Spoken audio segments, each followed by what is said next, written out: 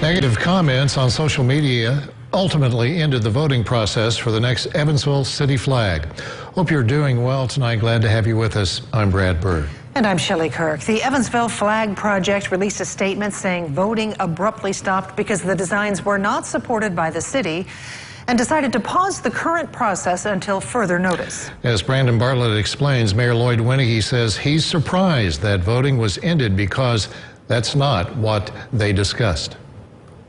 Evansville Mayor Lloyd Winnicky says the city has been aware of the Evansville Flag Project's goal of developing a new city flag.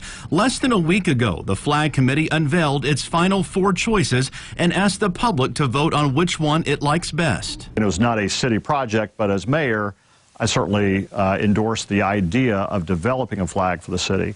Ultimately, it would have had to have gone to city council for approval, and based on feedback from various leaders in the community, I didn't think it was the next flag of the city was in the group that they had submitted. Mayor Winnicky says even though the calls to his office about the flags have all been negative, he's shocked to see the Evansville's Flag Project in the voting process, especially since he talked with committee members on Friday. Based on the overwhelmingly negative and sometimes hateful personal attacks on social media, I said, I think the best thing to do is let the voting play out the balance of the month as they had planned, and then if that same negative trend continues, then I think the right course of action is to recognize that the community is saying, hey, our next flag may not be among this group.